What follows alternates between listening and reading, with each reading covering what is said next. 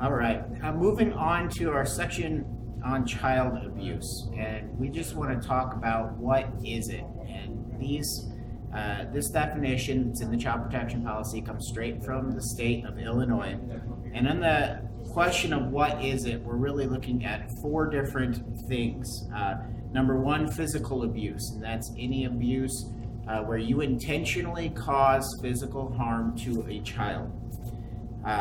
Number two would be sexual abuse, which is any acts that should be of a marital nature, any acts that happen beyond acceptable touching fall under the sexual abuse.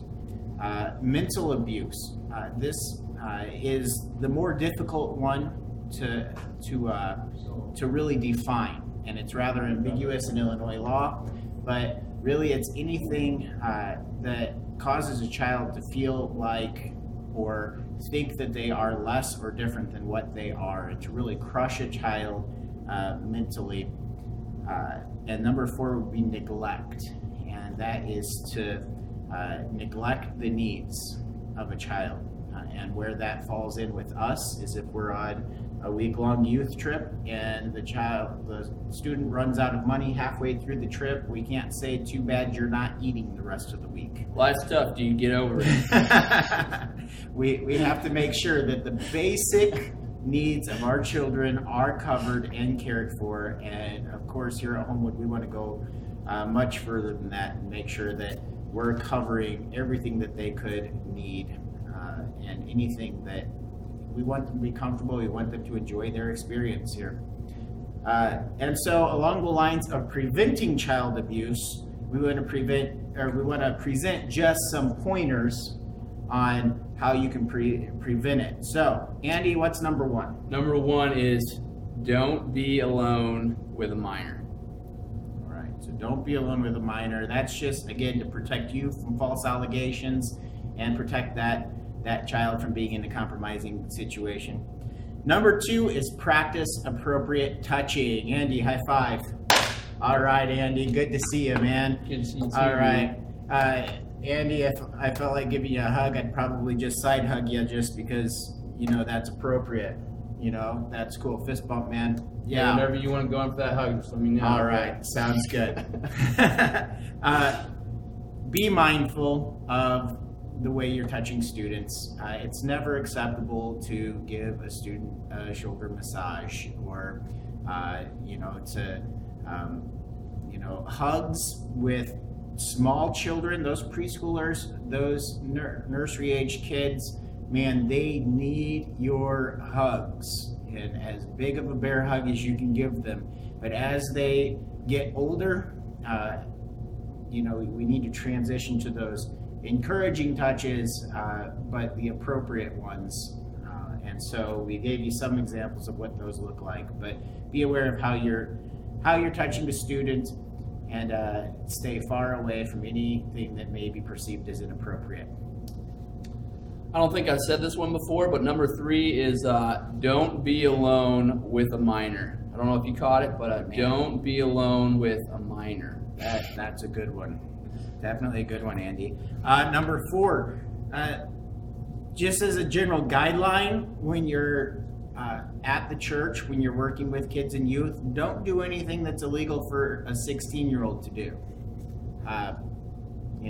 That's just a way that you can keep yourself accountable and that you can keep from any accusations of yourself. So if a 16-year-old couldn't legally do it, you shouldn't be doing it either. And there's some things they could probably legally do that you don't need to be doing too. Number five, this one's pretty tough to remember, but I think you got it.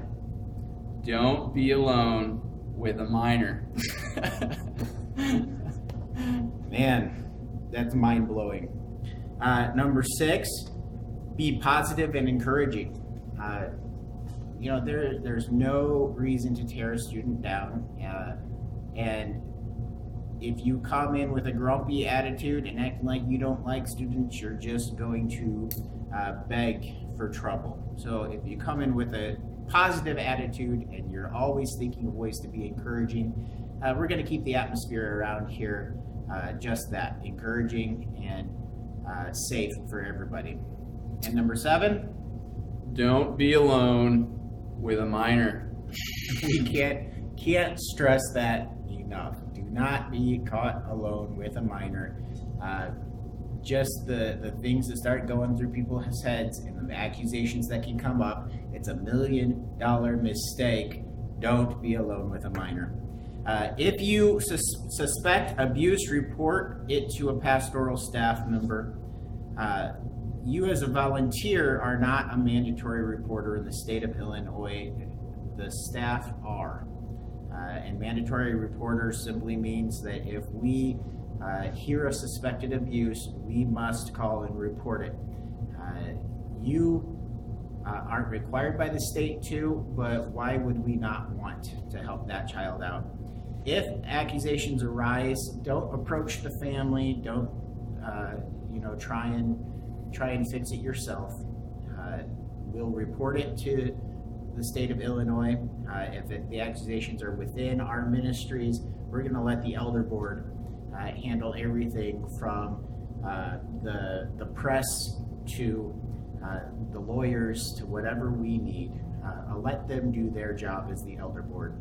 All you need to worry about doing is reporting it, and then please don't spread the rumors and go any further than just reporting it.